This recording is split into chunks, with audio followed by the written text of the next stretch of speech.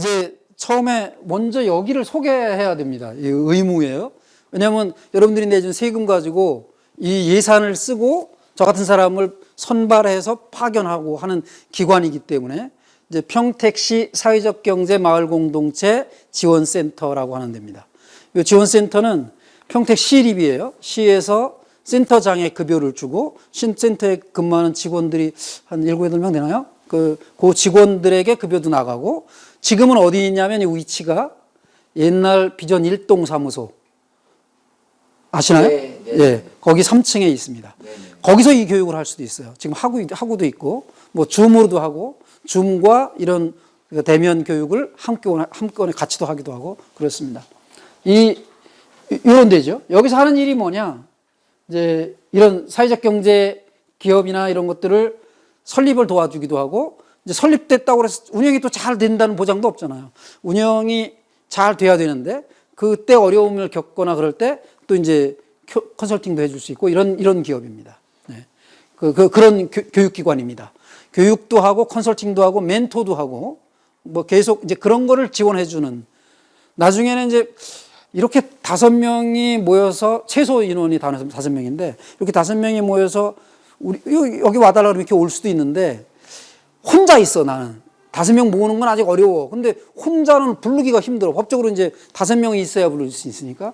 그러면 이런 분들을 위해서 평택 거기 사회적 경제 마을 공동체 지원센터에서 그냥 창업 아카데미 이런 걸 열어요. 그러면 그냥 그 광고를 보고 온 사람들이 평택시 전체니까 1명, 2명 온 사람들이 한 10명도 되고 20명도 되고 하는 거죠. 그렇게 공부를 하실 수도 있습니다. 네. 거기다 신청해서. 이런 거를 하는 기관입니다. 그래서 이거 현수막도 이렇게 만들어서 인수해서 보내주고, 이거를 교육할 때마다 걸어놓고 소개도 하고 뭐 사진도 찍어서 증거 자료로 제출하라, 이렇게 하는 겁니다. 자, 이런 일들을 합니다.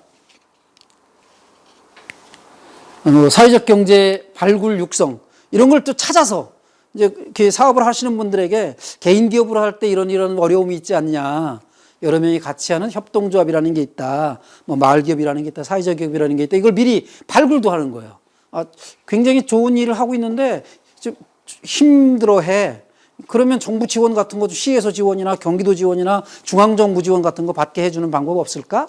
이런 연구도 하고, 그런 것들의 전문가들이 와서 이제 그런 기업들을 홍보해주고 발굴도 하고 육성하는데 도움도 주고, 그런 역할을 하는 시립기업, 시립센터입니다. 그러니까 많이 활용해 주시고요. 사회적 경제 성장을 지원해주고, 컨설팅 사업비 지원도 하고, 판로도 개척을 해주고, 뭐 홍보도 많이 해주죠. 그리고 네트워크 정책, 네트워크 사업을 이렇게 협동조합들끼리 네트워크도 묶어서 해주기도 하고, 이런 이제 좋은 일들을 하는 기관입니다. 마을 공동체는 아마 나중에 여기는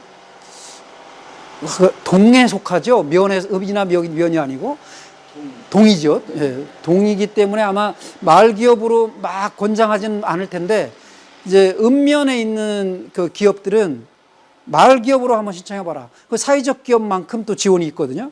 그건 이제 부처가 달라요. 이제 거기는 이제 행안부에서 주도해서 예산 지원을 해주고 하는 마을 기업이라는 게 있습니다.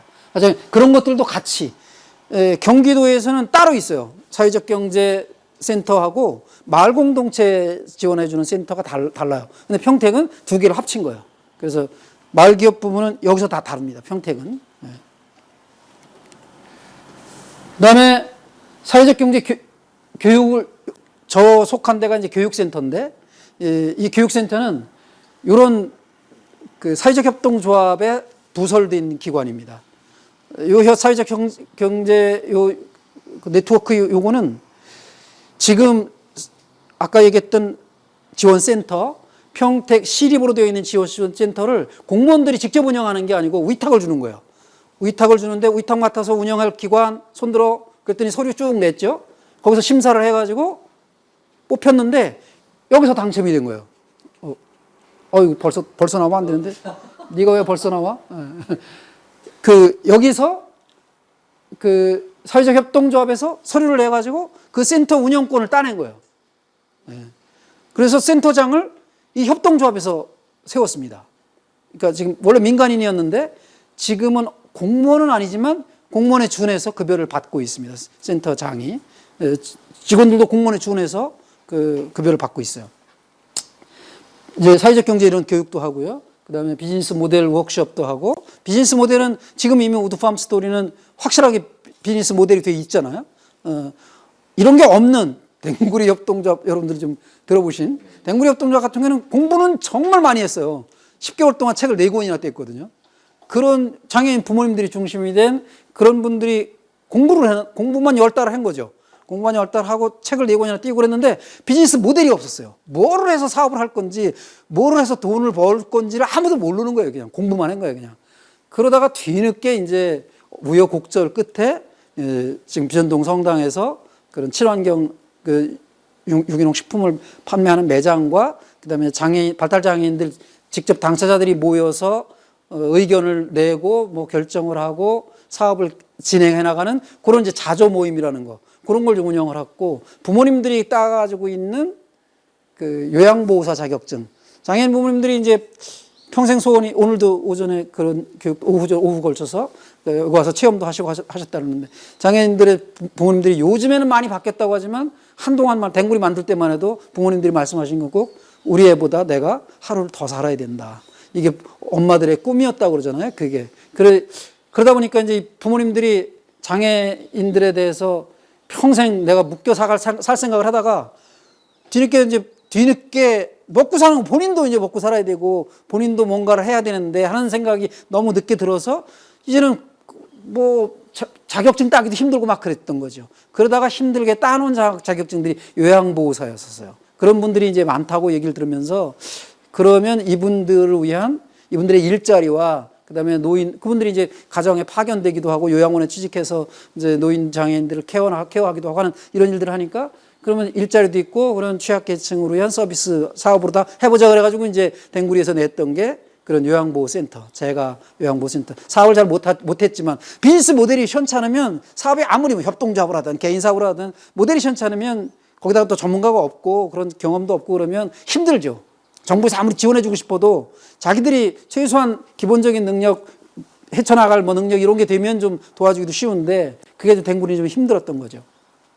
어쨌든 그런 것들을 개발도 하고 공부도 함께 하면서 워크숍도 해서 교과서에 지금 협동조합이나 이런 것들의 경제학 교과서에 나와 있는 모델 말고 저희들이 따로 교육센터에서 모여서 전문가들이라고 하는 사람들이 모여서 이제 평택의 모델이다 그래가지고 P 모델이라는 것도 개발하고 그랬어요. 이제 그런 것들도 개발합니다, 함께. 그리고 이제 조직을 운영할 때 협동조합 같은 경우는 사회적 기업이나 이런 거는 기본적으로 민주적으로 운영해야 됩니다. 삼성의 뭐 이재용, 뭐 이건희 뭐 이런 것처럼 개인이 그냥 오너가 모든 것을 다 하는 이런 기업으로 가면 100% 망해요. 개인 기업들이나 뭐 이렇게 주식회사 같은 거는 이렇게 망하지 않죠. 개인이 막 끌고 나가도 카리스마 있어. 뭐 거기 오너가 뭐 막 끌고 나가고 뭐 대단해. 뭐 그런 평을 듣지 오히려.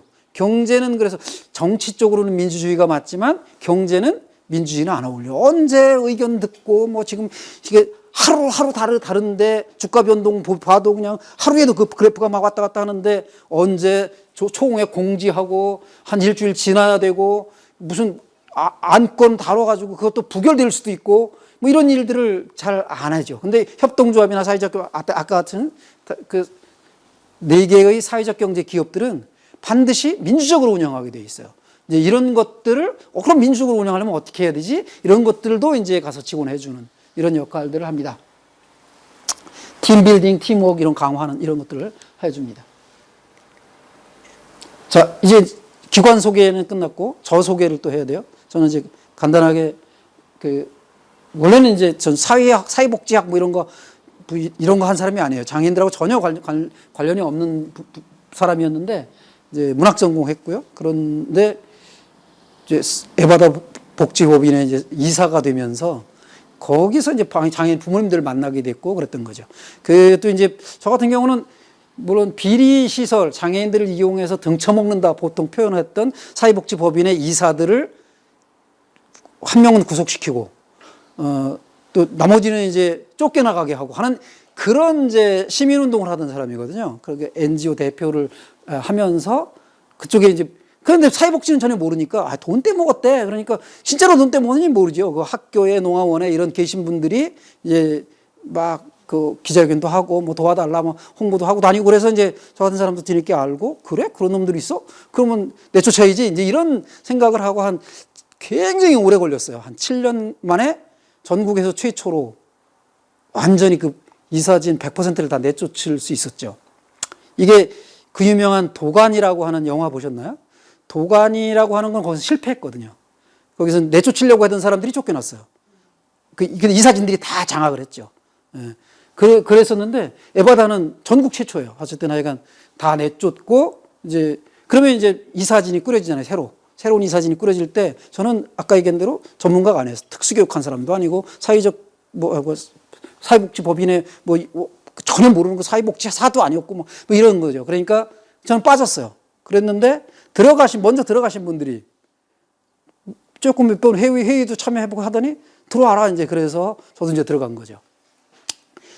나 같은 사람도 들어가도 된다. 전문가가 아닌 사람도 투명하게만 운영하면 된다. 그래서 이제 들어간 건데 간 바람에 이제 뭐 아주 이제 핵심적으로 막 이제 발을 딛게 됐죠. 어쨌든 문학을 전공한 사람이고 대학에서 시간 강사하는 게 평생 직업이에요. 그런데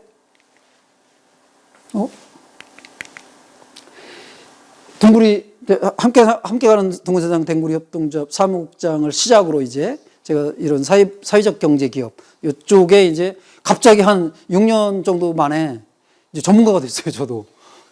그래서 한 3년 됐어요, 벌써. 전문가가 돼서 전국을 다니면서 이런 강의를 하게 된 거죠. 협동조합 코디네이터라는 이쪽의 분야의 자격증을 하나 땄고, 이거 가진 사람들을 아까 얘기한 대로 평택시에서도 뽑고, 경기도에서도 뽑고, 서울 강원 지역에서도 뽑고, 인천 지역에서도 뽑고, 이렇게 해가지고 이제 거기 서류 내가지고 다 뽑혔어요. 그래서 그런 데를 다니면서 이제 이런 일들을 합니다. 그리고 이제 오늘 제가 대표님한테 말씀을 드려서 여기 촬영을 하고 계신 그 이성민 PD님이 계신데 그분이 계신 OBC 더원 방송이라고 하는 인터넷 언론으로 한 10년 정도 됐다고 그래요. 거기에서 저를 이제 그냥 가끔씩 시간 나면 와서 시사 프로 하나 진행 좀 해주세요. 그 이제 대표 되시는 분들 2명이 찾아와서 그렇게 해서 이제 재작년 19년 11월 달쯤 찾아왔고 이제 작년 1월쯤부터 제가 이런 프로그램을 진행하는 대담 프로가 있어요. 나중에 대표님 그 출연해 주시면 한 15분, 20분 정도를 그 우드팜 스토리에 대해서 홍보할 수 있는 기회를 그냥 공짜로 드립니다. 그런 기업 그 홍보도 해주고 하는 꼭지를 맡고 하는 거기서 여기 와서 이렇게 이런 교육을 한다고 그러니까 그러면 동의해 주시면 촬영을 좀 해서 널리 홍보하는 데 도움이 되겠다. 이렇게 이제 말씀해 주셨죠. 그래서 그 동의를 구하고 지금 했습니다. 근데 조금 저희들이 오늘 서울에서 좀 일찍만 내려왔으면 오전이나 오후에 1시부터 하던 그 장애인들 체험 프로그램을 같이 촬영했으면 참 좋았을 텐데 하나 아쉬움이 좀 있어요. 근데 이왕에 이제 이렇게 사회적 경제 기업의 길에 들어서 쓰셨으니까 그쪽을 그냥 프로그램들이 있으면 계속 연락해 주시면 이성민 PD님 시간 되시면 아마 오셔서 그런 프로그램 촬영하고 편집해서 이제 방송해 주실 수 있을 겁니다. 성공회대 외래 교수가 이제 전자가 됐어요. 이제 한 2년 전, 3년 전까지 강의를 하고 이제 저도 연세가 있거든요. 그래가지고 이제 끝났습니다. 지금. 그리고 이제 제가 문학 전공했다 그랬잖아요. 문학 중에 독일 문학이에요. 그래서 이런 책을 제가 번역을 해서 그 2년 가까이 굉장히 꽤 걸렸어요. 실제로 번역한 한 10개월 정도 만에 이제 번역을 해서 작년 10월 달에 나왔습니다. 책이. 이 책은 제가 선물로 드리고 갈 테니까 그 밤에 잠이 안 오실 때 이렇게 5분 만에 잠드는 스위스가 이제 여러 나라 말을 쓰는데 그 스위스에서 독일어권 사람 중에 한 분인 고틀립 두트바일러라고 하는 사람이 트럭에다가 채소 싣고 다니면서 팔던 사람이에요. 그런 기업으로 그렇게 시작을 했던 사람이 어느 정도로 커졌냐 하면 뭐 우리나라 뭐 웬만 이마트 전체를 다 합쳐도 아마 여기가 더 클 거예요. 그런 정도로 골목에 다 스위스의 그냥 골목에 다 편의점들이 거의 다 여기입니다. 한 반 정도, 반 이상 될 거예요. 편의점들의 반 이상이 이 사람이 설립하고 또 말년도 아니고 한 20년 전 그때쯤에 전 재산 기부합니다. 그 협동조합으로 원래 개인 기업이었는데 완전한 재벌이 돼요. 그런 사람이 자기 재산을 다 기부합니다. 그래서 스위스 사람들이 여러 언론에서 여러 해에 걸쳐서 이제 여론조사를 합니다. 스위스 역사를 통틀어서 가장 중요한 인물이 누구야? 이렇게 스위스 사람들한테 물을 때 거의 매번 1등은 아인슈타인이에요. 근데 아인슈타인은 실제로는 스위스 사람이 아니야. 독일 사람이에요. 아인슈타인은. 독일 사람인데 스위스에 와서 젊은 시절에 공무원을 조금 했어. 그때 이 상대성 이론을 발표한 거예요.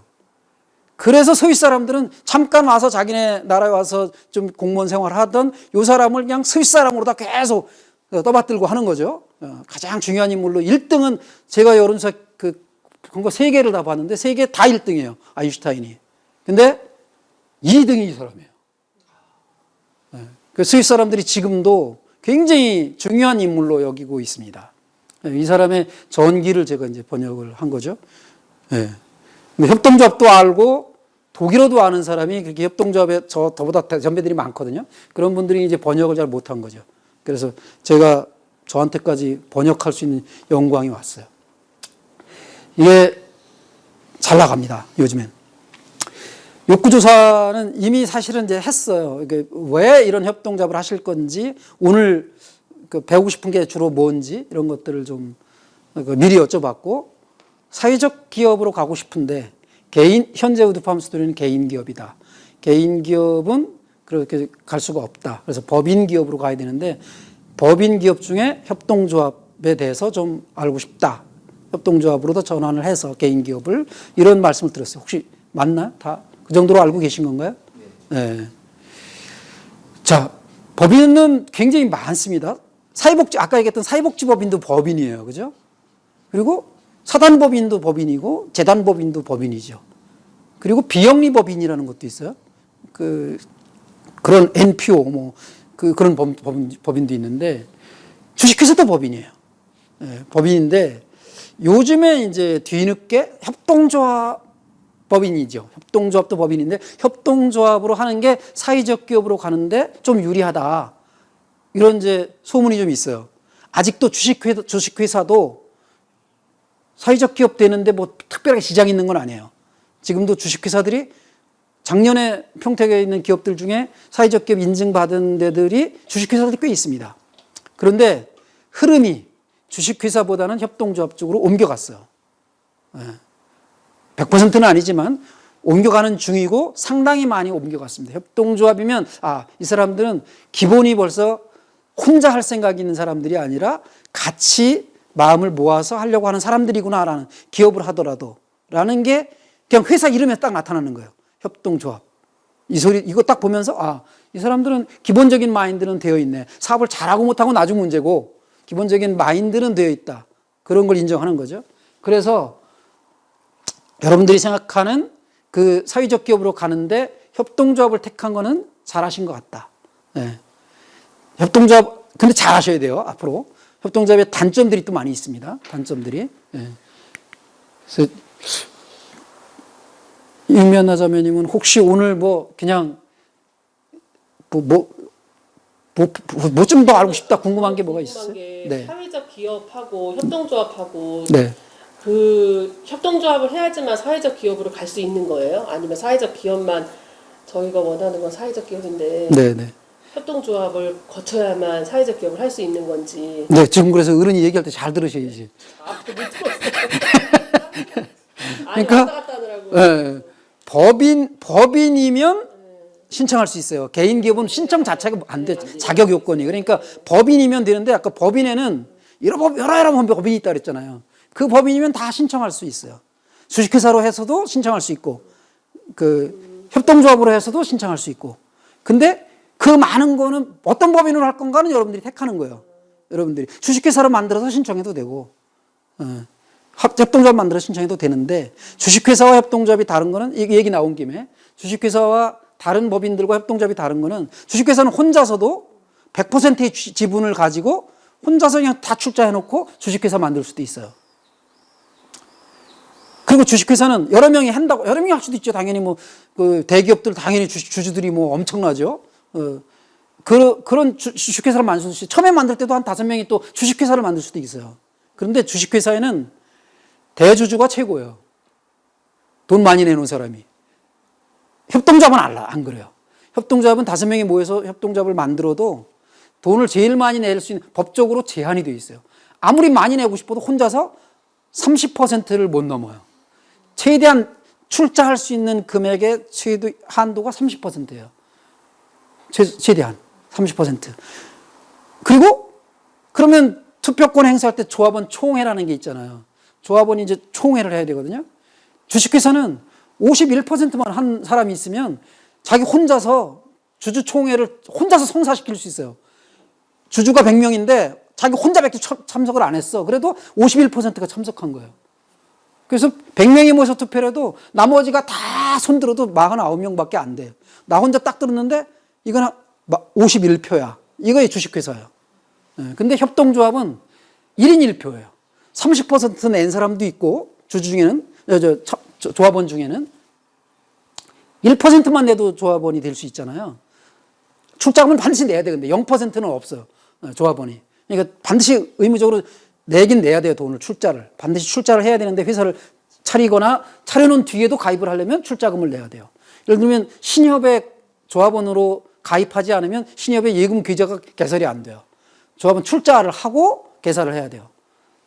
지금은 또 조금 달라졌는데 안성의료사협 같은데 옛날에는 의료생협 그랬거든요. 거긴 전국적으로 유명한 협동조합인데 그 협동조합 같은 경우에는 법에 어떻게 되어 있었냐면 조합원들만 치료해 그랬었어요. 근데 지금은 조합원이 안 해도 치료는 받아요. 그 자연드림 같은데 아이쿱에서 운영하는 아이쿱도 협동조합이거든요. 자연드림 같은데도 조합원이 아니면 옛날에는 물건을 못 샀어요. 신앙의 여기는 물건을 못 샀고 그 조합원으로 가입을 해야 살 수 있어요. 요새는 법을 좀 많이 싸웠어요. 많이 싸워서 따낸 게 뭐냐면 조합원들에게 싸게 팔 수 있도록 비조합원도 살 수는 있고 그 대신 정가를 다 주고 사야 되는 거죠. 할인가를 못 받는 거죠. 이제 이런 그 있어요. 그런데 주식회사와 협동조합은 달리 그 아주 대표적으로 그런가요? 일반적으로 그냥 법인이면 주식회사로 생각을 하는데 그거로 가도 사회적 기업이 될 수 있다고 그랬잖아요. 안 되는 건 아니라고 그랬어요. 근데 협동조합은 1인 1표이기 때문에 한 사람이 한 표밖에 행사를 못해요. 5명이면 모이면 대주주 30%낸 사람이나 1%낸 사람이나 한 손 들으면 똑같은 거예요. 한 표씩이기 때문에 이거를 정부에서 다 알잖아요. 그 심사하는 사회적 기업 심사하는 사람들이 있거든요. 심사하는 사람들이 이 사람들이 협동조합이고 이 사람은 똑같은 사업을 한다고 치고 여기는 주식회사가 서류가 올라왔고 이쪽에는 협동조합이 올라왔어. 그러면 주식회사는 아직도 대주주의 입김이 센 회사, 돈이 중심인 회사. 큰 틀에서는 여기는 사람이 중심인 회사 이렇게 되어 있습니다. 그 큰 차이가 있어요. 그래서 유리해졌다 협동조합 기업이. 근데 협동조합이 왜 이렇게 주식회사는 뭐 옛날부터 많이 있었잖아요. 근데 협동조합은 최근에서 들어봤죠. 댕구리 같은 협동조합들 뭐 거의 없었어요. 그리고 아이쿱 같은 데는 그 자연드림 매장 같은 것들은 생협이라고 그래가지고 좀 생긴 지가 오래됐죠. 농협은 더 오래됐고 신협도 오래됐죠. 축협, 뭐 산림조합 이런 것들이 오래됐어요. 근데 옛날에는 다 법이 전부 다 그렇게 개별법이라고 그래가지고 하나씩 있었어요. 법이 하나하나. 그 농협법 따로 있어요. 그럼 그 협의 협동조합에 따라서는 조합원들이 모여가지고 농협밖에 못 만드는 거예요. 다른 협동조합 못해. 댕구리 같이 협동조합 만들어 놓고 친환경 매장도 하고 장애인들을 위한 무슨 사업도 하고 요양보호 확인하는 사업도 하고 뭐 자동차도 만드는 우리가 능력이 없어서 그렇지. 자 자동차 공장도 쌍용 자동차처럼 힘들 때 우리가 좀 역량되면 우리 댕구리 협동조합에서 쌍용 자동차 인수해서 자동차를 만들어서 팔아도 돼요. 그게 주식회사하고 똑같은 거죠. 그 정도는. 그렇게 그런 게 열린 거예요. 근데 옛날에는 생협법에 그러면 생협밖에 못 만들어요. 법에 따라서. 당신들은 다른 사업은 못해. 생협만 해야 돼. 이런 거였는데 이게 바뀌었어요. 언제부터 바뀌었냐면 2012년. 이제 겨우 9년밖에 안 된 거예요. 12년도 12월 달에 바뀌어가지고 발효가 돼가지고 뭐 12년 한 달이었죠. 그러니까 13년부터 실제로 사업이 협동조합이 확 퍼진 거거든요. 그거 왜 그러냐면 12년도가 유엔에서 정한 세계 협동조합의 해였어요.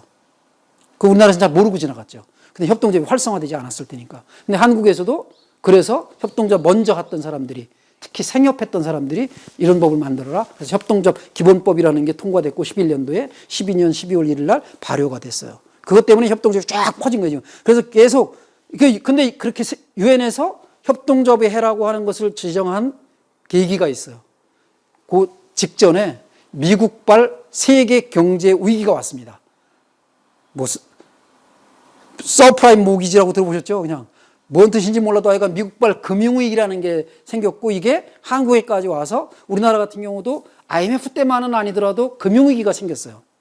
이게 경제위기가. 근데 유엔에서 세계 정상들이 모이고 각 나라 대표들이 모여서 회의하다 보니까 다들 힘들죠. 미국발 경제위기이기 때문에 전 세계에 영향을 미쳤거든요. 그래서 다 힘든데 그때도 성장하는 기업, 그래도 퇴보는 하지 않고 정체는 되어 있지만 그래도 문 닫지 않는 기업들이 있는데 이게 협동조합 기업들인 거예요. 그래서 협동조합들은 위기에 강하구나. 그래서 각 나라를 확인해 보니까 그런 게 있는 거예요. 그래서 야, 이 위기를 헤쳐나가는 각 나라의 공통 분모가 뭘까? 세계에서 아예 2012년을 세계 협동조합의 해로 선포하고 계속 유엔에서 홍보해 주자. 그래서 협동조합을 만드는데 정부에서 지금도 예산 지원해 주잖아요. 여러분들이 교육받는 건 무료로 해 주잖아요. 무료지만 강사료를 주니까 세금으로. 이런 걸 정부는 요 정도만 해 주는 거예요.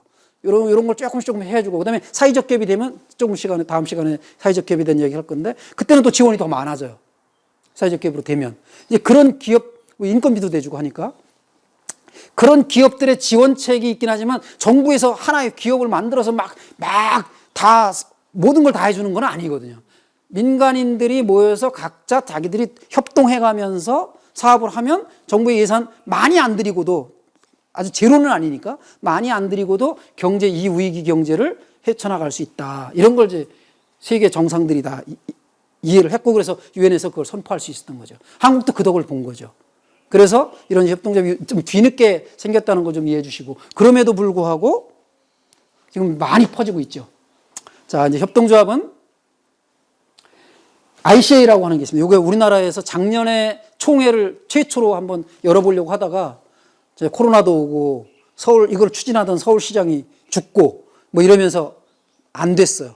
그런데 올해 1년 연기돼서 올해 12월부터 12월 초에 서울에서 다시 열립니다.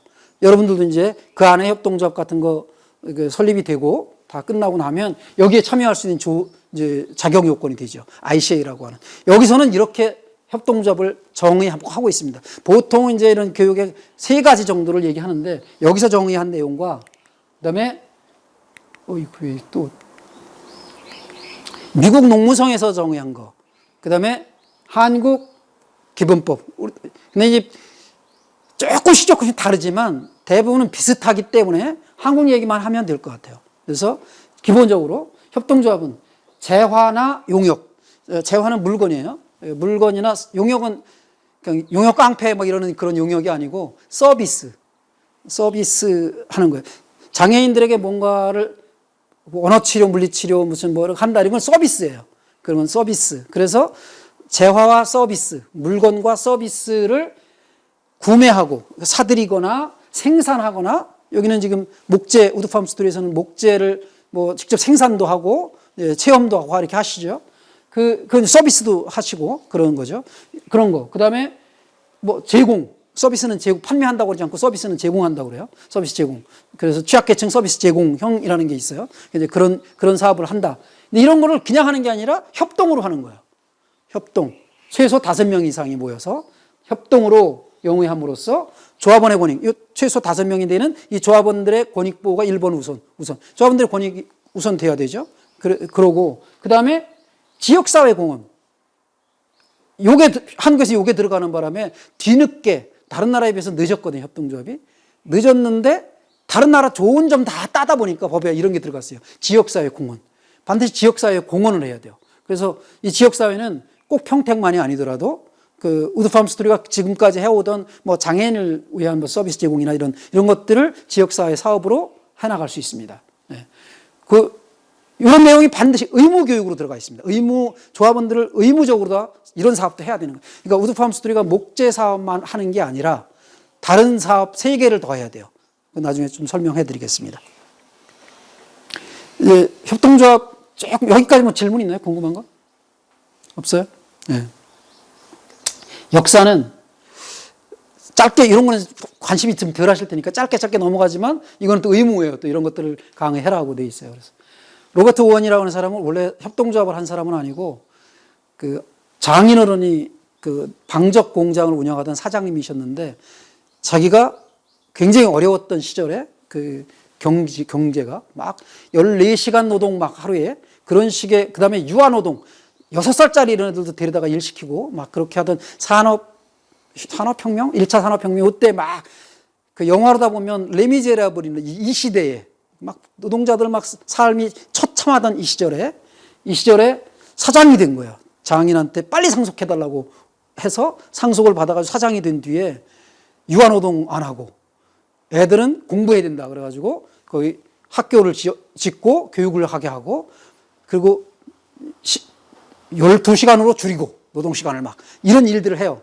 지금은 8시간 노동된 거 생각해보면 이것도 강제 중노동이긴 하지만 그때는 굉장히 혁명적인 사람이었어요. 그래서 많은 사람들이 야 저런 사장님이 다 있네? 그래서 막 존경을 하고 그러는 거였죠. 그런데 이 사람이 굉장히 그 철학도 좋고 막 그랬는데 결국 나중에는 그런 철학을 미국에 가서 한번 실현해 보려고 영국 사람인데 미국에 가서 실현해 보려고 뭐 하모니 무슨 뭐 이런 걸 막 만들어요. 무슨 농장을 막 땅을 사들이고 막 가지고 하다 보니까 협동으로 하겠다고 했는데 막 좀 불황아들 뭐 이런 사람들이 몰려 들어온 거예요.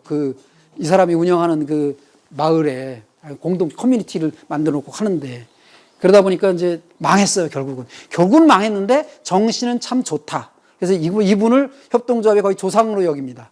공부하는 사람들이 철학이 참 좋았다.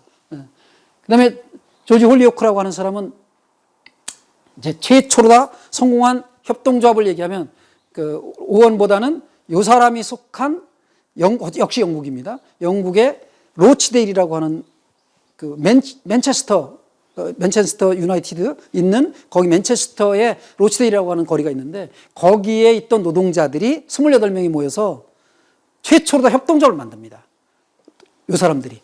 이 사람들은 대부분 다 그냥 기숙사 생활하거나 어디서 회사에 다니다가 해고됐거나 뭐 아주 서민들인 사람들이죠. 이 사람들이 28명이 모여서 출자금을 내고 협동조합을 만들었는데 최초로 성공했어요. 지금은 그 자리가 그대로 유지되는데 맨 처음 매장을 냈는데 그때 이 사람들이 매장을 내게 된 배경이 돈이 없으니까 가난한 사람들이다 보니까 밀가루를 싼 걸 사다 쓰는 거죠. 싼 걸 사다 쓰다 보니까 밀가루가 곰팡이 났거나 밀가루에 모래를 섞었거나 막 그런 것들을 싸다는 것 때문에 사다가 이제 먹기 시작했던 사람들인데 이 사람들이 우리가 돈을 걷어서 좀 제발 좀 괜찮은 소매점 하나 만들어 보자. 그래가지고 돈을 걷어서 이제 그러니까 지금 성공했고요. 그게 지금까지 남아 있고 지금은 최초로 냈던 매장을 박물관으로 운영을 하고 있습니다. 로치데일의 역사, 협동조합의 역사 이런 것들을 전시하는. 그래서 협동조합 하는 저 같은 사람들은 꼭 한번 가보고 싶은.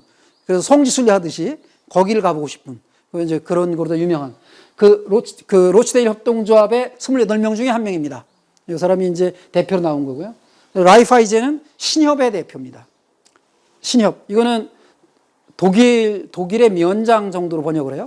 읍장. 어떤 데는 이제 번역하다 보니까 읍장이라고도 하는데 이 라이파이젠이라는 사람이 공무원인데 어느 면 단위, 시골 단위에 가봐서 발령을 나가지고 가보니까 농민들이 고생하고 일은 열심히 하는데 가난해. 그래서 여러 가지 파악했죠. 이 사람들이 왜 가난할까? 그러다 보니까 고리대금업자한테 돈을 너무 많이 꽂아 쓰고 가을 되면 너무 많은 돈에 이자를 붙여서 갚는 거예요. 그래서 이분이 나서서 여러분 고리대금업자를 완전히 퇴출 수는 없지만 우리가 은행을 하나 만들어 봅시다. 이렇게 한 거죠. 우리가 집안에 있는 동전까지 다 가지고 나와봐서 다 가지고 나와봐라. 현찰 있는 거 다 가지고 나와봐라. 그래서 그 돈 모으면 하나하나 각자 가지고 있는 건 적지만 다 가지고 나오면 꽤 될 거 아니냐. 그러면 진짜 필요한 분에게 그렇다고 공짜로 대출해 줄 수는 없고 약간 고리대금은 말도 안 되지 않냐 저거. 이자가 너무 세니 그래서 싼 이자로 서민들에게 대출해 줘 보자. 이게 최초의 신협입니다. 그게 성공한 거예요. 그래서 지금 한국의 원소 신협도 이런 정신을 받은 거죠. 그래서 라이프하이젠. 요게 이제 협동조합의 역사는 그렇게 시작됩니다. 그래서 다 거기서 돈 낸 사람들이 출자자가 되고, 안중제일신협도 역시 그 안중에 조그만 거긴 교회에서 출발했는데 뭐 이런 거죠. 예. 요게 이제 협동조합의 역사 최초로 시작됐던 역사입니다. 그 로치데일 맨 처음에 아까 얘기했던 박물관으로 바뀐 그 건물이고요. 라이프하이젠 은행들은 지금 뭐 유럽에서는 아주 판을 치고 있고요. 우리나라도 뭐 신협이 뭐 굉장히 많죠. 몬드라곤이라고 하는 것은 요게 이제 그 최재철 신부님이 댕구리 협동조합에 들어오시게 된 배경과 비슷하신데, 최재철 신부님도 그 댕구리 공부 같이는 안 하셨거든요. 근데 의왕에 계실 때 이미 협동조합 공부를 하시고 협동조합에 거기 조합원으로 참여하시고 거기서 의왕에 계실 때부터 하시던 분이에요. 근데 이거는 몬드라곤이라고 하는 스페인인데, 스페인에 이제 몬드라곤의 지명이거든요. 몬드라곤에 들어가가지고 발령을 받으셔서 이제 부인하신 거죠. 가보니까 거기도 이제 가난해. 근데 신자들을 이제 방문하신 거야, 이 신부님이. 방문하시다 보니까 이 사람들이 그냥 이렇게 일자리가 없죠. 그러니까 빈둥빈둥 노는 사람도 많고 막 그런 거예요. 근데 그러니까 가난할 수밖에 없고, 그런데 이분이 이제 신자들 한 5-6명씩 소공동체가 된 거죠. 그렇게 모이셔서 모인 자리에 가셔서 말씀해 주시다가, 야, 니들은 그냥 놀 게 아니라 손재주들 있잖아. 뭐 좀 쇳덩어리 두드려가지고 장작 난로 같은 거 한번 만들어서 팔아봐. 요게 최초의 신부님이 권한 거거든요. 그 사람들이 난로 그렇게 만들어서 팔기 시작해서 어느 정도 기업이 되냐면 우리나라로 따지면 현대기업이라고 합니다. 현대기업만큼의 큰 기업이 된 거예요. 매출액 규모로. 이게 협동조합이에요. 스페인에서 협동조합. 근데 이분이 굉장히 많은 협동조합들을 그렇게 5명씩이니까 소공동체가 굉장히 많잖아요. 그 많은 공장들을 니들은 이런 재주 있으니까 이런 걸 해봐, 이런 거 해봐 이렇게 해가지고 소모임을 한 2,000개 정도를 만드셨다 그래요. 그 신부님이 그 부임에 계신 동안. 그래서 굉장히 많은 협동조합들이 생겼는데 다들 그 신부님을 존경해. 돈 호세 마리아, 돈은 이제 미스터의 뜻이고요. 호세 마리아 아리스멘디 아리에타라고 하는 신부님이에요. 근데 이 신부님 얼마 전에 100주년 되시고, 그 탄생 100주년, 그래서 돌아가셨죠. 탄생 100주년을 했는데, 그때 세계 이제 그 협동조합 운동하는 사람들이, 저도 그 뒤늦게 알았지만, 이분의 성인 추대 운동을 했거든요. 그래서 한국에서도 좀 있었어요. 그래서 저도 서명하고 했는데, 결국은 나중에 발표할 때 보니까 안 되셨더라고요. 성인은 안 되셨지만, 이 신부님이 그 협동조합에 굉장히 그 정신적인 지주 역할을 하시고, 삼성전자와 라이벌이 되는 전자회사도 만들고요. 몬드라곤에서 대학교도 운영하고 그랬습니다. 몬드라곤 대학교 교수가 한국에 와서 협동조합 강연을 하고 다니고 2년 동안 그렇게 하고 다니고 있었죠. 이런 협동조합들이 있습니다. 우리나라에는 이제 농협, 수협, 신협, 뭐 생협, 한살림 이런 협동조합들이 우리 댕구리 같은 협동조합들보다 선배 협동조합들로 있었고, 아까 얘기한 대로 다 단협법에 의해서 이런 게 있었던 거죠. 안성의 의료 사협, 여기는 의료 생협으로 출발했다가, 저 같은 경우는 이제 거기 조합원이에요. 조합원은 혜택이 있습니다. 그 조합원이 일단, 협동조합은 조합원의 권익보호 일단 있다 그랬잖아요. 출자금은 지금은 낮춰져서, 저 때는 10만 원이었는데 지금은 5만 원이에요. 10만 원 내면 왜 나이 든 사람들한테 건강보험공단에서 건강검진을 2년에 한 번씩 해주잖아요. 2년에 한 번씩. 잘 모르시나요? 젊어서? 저 2년에 한 번씩 받는데, 여기는 조합원들에게 그 사이사이 비는 해에 또 한 번씩 해줘요. 그리고 치과 진료 받으러 가면 뭐 건강보험이 적용되는 게 있고 안 되는 게 있잖아요. 그래서 비급여라고 하는 거죠. 비급여가 있으면 그거에 10%를 할인해 줍니다. 조합원들에게. 이런 혜택이 있고, 그 다음에 조합원 교육 가끔 있어서 가봤는데, 조합원 교육할 때 이거 병원이 이렇게 해도 장사가 되나 싶을 정도로 최초 교육 내용이 뭐였냐면, 병원들의 영리행위 목적으로 하는 과잉진료. 이거를 저 같은 사람은 의사도 아니니까 그냥 환자밖에 안 될 거잖아요, 거기서. 그 환자가 될 사람들, 뭐 그런 사람들한테 그 교육을 하는 거예요. 병원들의 그동안 해온 환자들에게 왜 자꾸만 오라고 하는지, 돈벌이를 어떻게 하려고 하는지 병원들이 하는 그런 거를 조원 교육을 하고 있어요. 그러니까 굉장히 공익적인, 그래서 한국 전체로 놓고 볼 때도 병원 중에 의료 협동조합 중에 가장 모델이 되는 그런 의료 협동조합입니다. 여기서 이제 한의원도 냈고, 그 다음에 건강검진센터도 냈고, 치과도 있고 그렇습니다. 예. 가까운 데 공도에도 있습니다. 지적 병원이 처음에는 한 군데 하나 냈었는데 이제 3개로 늘어났고요. 거기 핵심적으로 일하던 조합원 관리하고 했던 협동조합을 막 했던 사람 중에 이거 연세대 의대 나온 사람들이 중심이 됐거든요. 그 당시에. 근데 학생 시절에 의대생들과 간호대생들이 안성에 고3면이 있는데 거기에 무이촌 진료 이런 걸 온 거예요. 농활하듯이. 거기 와가지고 농민들하고 친해진 거죠. 그리고서 이제 방학 때 이제 농활 왔다가 뭐 올라가니까 나중에 친해진 농민들이 그런 거예요. 야, 우리 농협 조합원들이야. 우리 출자금 다 냈어. 니들 앞으로 이제 의사 자격 따고 뭐 간호사 자격 따고 그러면 어딘가 개원하고 어디 취직하고 그럴 텐데 교황에 하는 거 안성에 와서 해. 우리도 출자해가지고 조합원으로 가입할게. 이렇게 된 거죠. 그 역사가 90년대 초반이니까 80년대 말부터. 그래서 굉장히 모델적으로 잘하고 있고 그 중에 한 분이 지난번에 시장 당선됐어요. 안성시장. 예, 김보라 시장. 예, 유서 깊은 댕구리. 기억하시나요? 지금 죽을 수가 있지만 이런 협동조합도 있고 그렇습니다. 자, 협동조합들의 7원칙. 시간이 어느 정도 되는지 이 PD님? 45분. 네, 한 5분 정도 하고서 쉴까요? 네, 그래서 조금 쉬었다가 7원칙까지 하고 쉬겠습니다. 협동조합은 온 세계 협동조합들의 원칙이 있는데 로치데일부터 형성이 됐어요. 로치데일 때부터 있던 협동조합들도 있고 원칙들도 있고 나중에 로치데일에서 가지고 있던 원칙을 일부는 빼고 새로 넣기도 하고 아까 ICA라고 있다고 그랬죠. 세계협동조합연맹이라고 하는 그 국제협동조합연맹에서 이거는 빼자, 이거는 넣자 이런 거 이제 회의를 해가지고 합니다. 그러니까 댕구리에서 같은 데서는 또 여기다가 다른 거를 또 넣을 수도 있어요. 우리 원칙은 또 하나 이런 걸 하자. 나중에 앞으로 우드팜 스토리가 협동조합으로 되고 나서 우리 원칙하면 이런 거 넣어보자 이렇게 할 수도 있고요. 조합원들이 합의해서. 자발적이고 개방적인 조합원 제도. 조합원은 가입과 탈퇴가 자유롭습니다.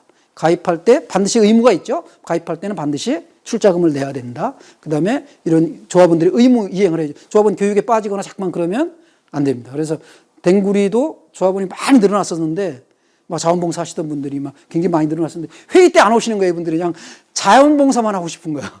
근데 회의 때 안 오니까 정족수가 미달되는 거죠. 그 고민을 많이 했어요. 그래서 반드시 출자금도 내고 교육에도 자꾸만 참여하고 회의도 참여하고 해야 됩니다.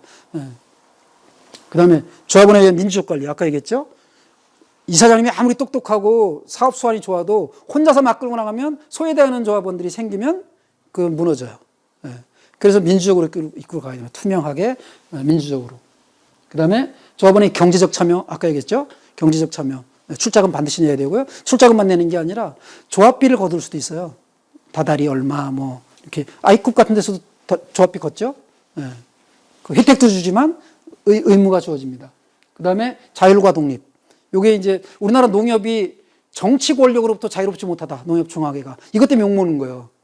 돈은 많고 사업도 잘하고 그러는데 농협이 농민들이 주인인데 조합원이 주인이거든요. 농민들이 주인인데 농민들 눈치를 보는 게 아니라 중앙정부 그 농협 중앙회장 하면 어떻게 보면 국회의원 갈까 뭐 비례대표라도 정부 여당이 어떻게 잘 보여가지고 뭐 이런 거를 생각하다 보니까 자율적이지 못하고 정부 권력으로부터 독립적이지 못하다 이런 평가를 받아요. 그 중에 이제 신협은 그나마 낫다. 굉장히 좋았어요. 신협은. 그런데 IMF 때 신협도 무너졌어요. 그래서 공적자금이라는 걸 정부로부터 받았거든요. 그러니까 정치 권력에 자꾸만 눈치를 보게 되는 거예요. 이 공적자금 받고 나니까. 그런데 거의 다 갚았어요, 신협이. 그래서 진짜 협동조합 정신을 유지하기도 하고, 신협이 그나마 좋습니다. 여기까지는 그냥 그렇다고 치는데, 나머지 3개는 의무입니다. 그래서 모든 협동조합들이 이제 협동조합 신고하실 때 나중에 설립 신고할 때 정관에도 이거 3개는 반드시 해야 되는 거예요.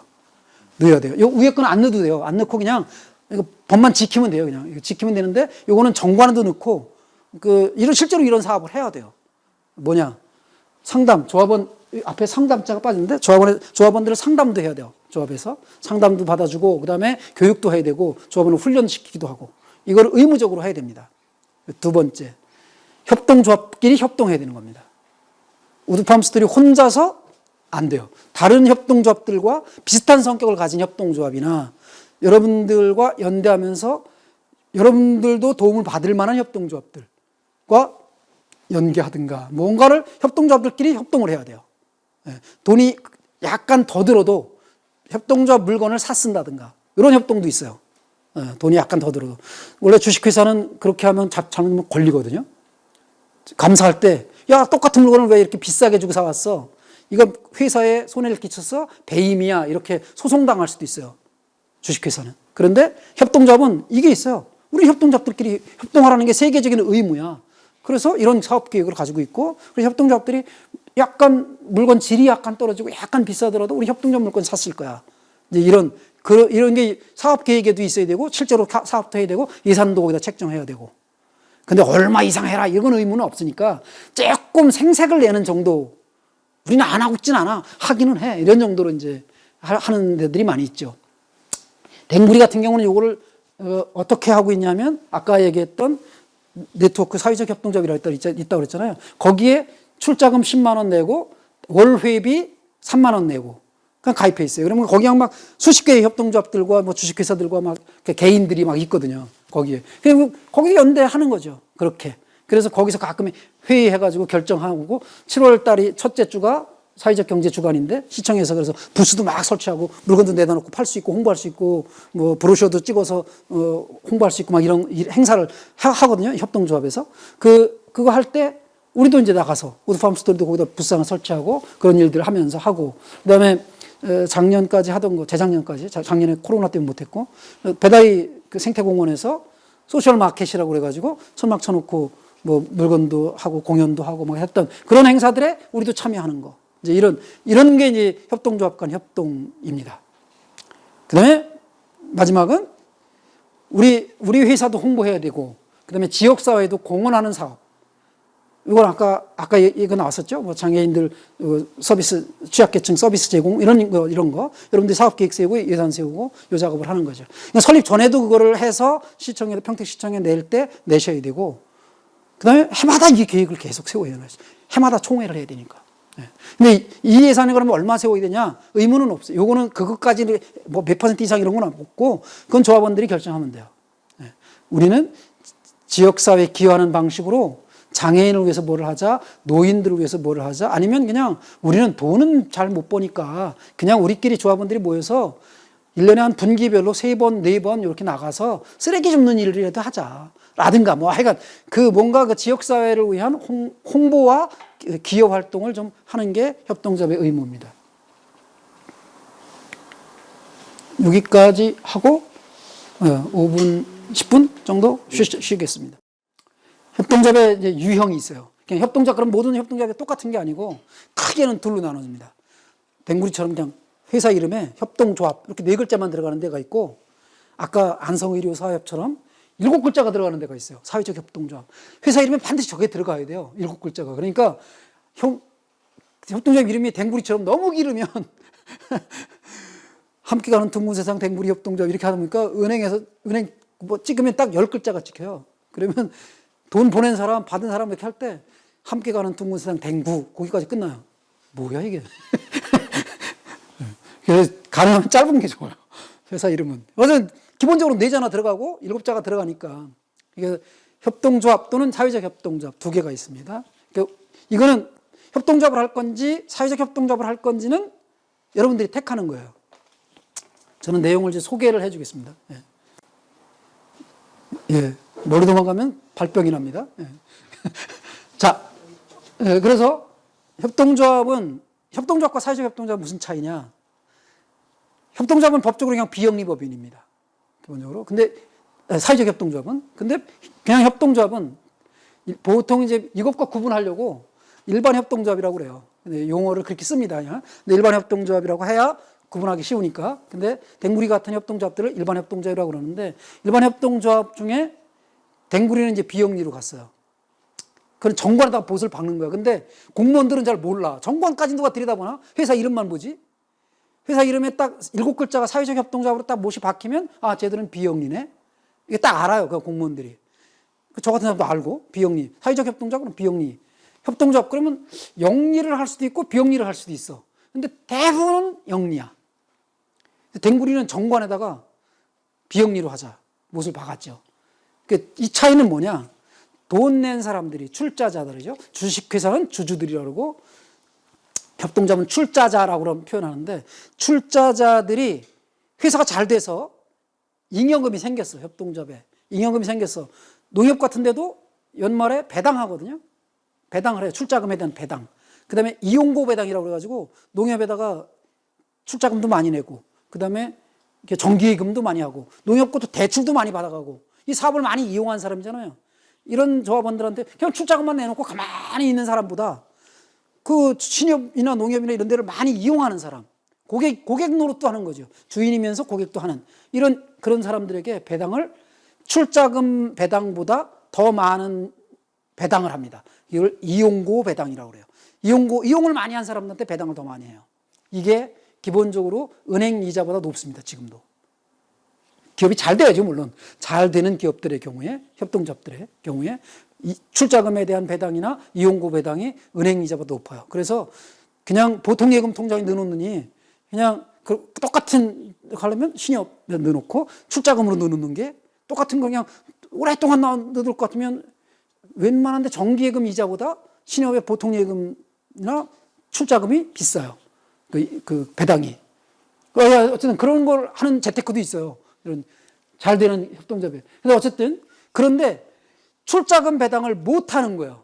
사회적 협동조합은 아예 법적으로 못 하게 돼 있고 일반 협동조합의 경우는 할 수도 있고 안 할 수도 있어. 자기들 결정에 따라서. 근데 댕구리는 이제 돈은 잘 못 벌지만 돈을 벌더라도 출자금 돈 내고 돈에 대한 배당을 받으려고 하는 그런 영리 목적을 가진 조합원들은 받지 말자. 그냥 여기서는 조금 잉여금이 생기면 그냥 밭달 장애인을 위해서 쓰자. 요 차이예요. 거기서 일하는 사람들 급여를 준다든가 뭐 이런 게 불법은 아니고 그냥 그렇게 급여를 주고 뭐 물건을 팔고 남은 돈이 있을 때 뭐 회사에서 당연히 적립을 해서 더 큰 회사로다 더 큰 건물로 그다음에 무슨 기계를 들여놓는다든가 뭐 이러는데 돈을 쓰기 위해서 조금 그 적립을 할 수 있죠. 그런 거 법정 또 적립금도 있거든요. 그런 걸 할 수도 있고 그러고도 남는 돈을 출자한 사람이나 이용 많이 한 사람들에게 나눠주지 말고 그 돈을 댕구리의 특수 목적인 그런 발달 장애인들을 위한 뭐를 쓰자 이런 결정을 한 거죠. 저희들은. 예. 그래서 우리는 이제 비영리이긴 한데 세무서 직원도 잘 몰라가지고 법인 사업자 등록증이 나왔을 때 사람들이 딱 보더니 이거 영리기업인데 사업자 등록의 번호 딱 보면 나와요. 그게. 예. 비영리법인은 82가 중간에 댕구리는 868, 86, 007, 171 하나 이렇게 돼 있거든요. 근데 86 요거는 이제 영리법인이에요. 근데 비영리로 딱 가서는 82가 나오는 거예요. 예. 그 다음에 모든 이거는 이제 옛날에는 시도지사에게 신고를 했어요. 근데 지금은 협동조합만으로 평택시에다 신고하면 끝납니다. 평택시에다 신고하고 끝나요. 신고하고 조금 이제 서류 검토하는 시간이 있어서 조금 기다려봐야 돼요. 그리고 협동조합 임원들이 법적으로 하자가 없어야 돼요. 평조합원은 뭐 전과가 있고 현재 무슨 집행유예 기간이고 뭐 막 그래도 조합원 되는 데는 지장이 없는데 임원들은 안 돼요. 임원들은 그런 집행유예 전력이 있거나 막 그러면 집행유예 기간이 끝나도 바로 임원을 못 해요. 법적으로 2년이 지나야 됩니다. 이게 이제 좀 다른 점입니다. 그래서 그거 신원조회 하는 기간이 걸려요.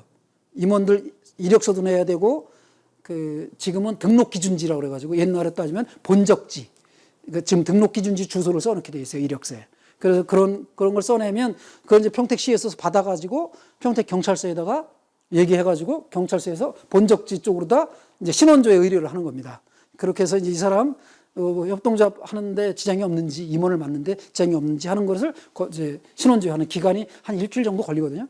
그 기간만 끝나면 나머지는 뭐 아무 문제 없어요. 그냥 법인 등록하니까 등록세 내야 되고 그 의사로 공증받아야 되니까 그 공증사무소에 3만 원 공증료 내야 되고 그다음에 법원에 등기할 때 등기세 또 내죠. 그런 거 하면 한 30만 원. 출자금이 얼마나 했다는 액수가 달라져요. 출자금이 많으면 그 법인 등록세나 뭐 사업자 등록하는 그런 때 들어가는 돈이 좀 있는 건데 시청에서 내는 돈은 뭐라 하더라? 그거 약간 그런 돈이 조금 있어요. 약간 몇십만 원 안 돼. 댕구리 같은 거 20만 원 채 안 드는 것 같아요. 댕구리는 출자금이 1,200만 원이었는데 총 합쳐서.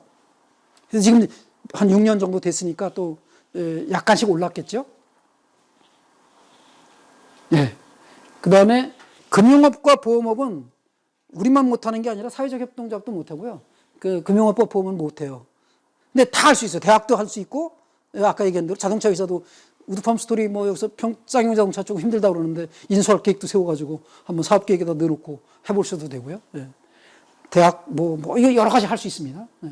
그 다음에 법정 적립금이라고 해가지고 출자금 총액이 처음에 이제 등기까지 되거든요. 등기부등본을 떼보면 그게 나와요. 출자금 총액이 얼마. 임원들 명단도 나오고. 근데 출자금 총액이 1,000만 원이다. 5명이 모여서 200만 원씩 냈다. 그러면 1,000만 원이면 그거의 3배, 3,000만 원이 될 때까지 깨뜨릴 수 없는 법정 적립금이라는 거를 연말에 이제 결산해 보니까 한 100만 원 남았다. 그러면 10만 원 이상, 10만 원 이상 3,000만 원 만들려면 너무 힘들죠. 그러면 10% 이상이니까 100%를 다 이번에 그냥 적립해버리자.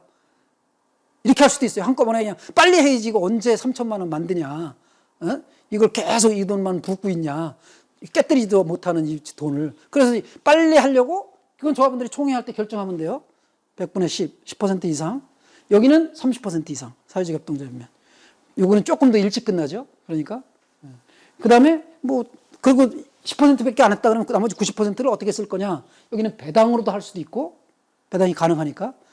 정관에서 배당 받지 말자. 근데 우드팜 스토리는 배당 있는 영리법인으로 가도 아무 문제 없을 것 같아요.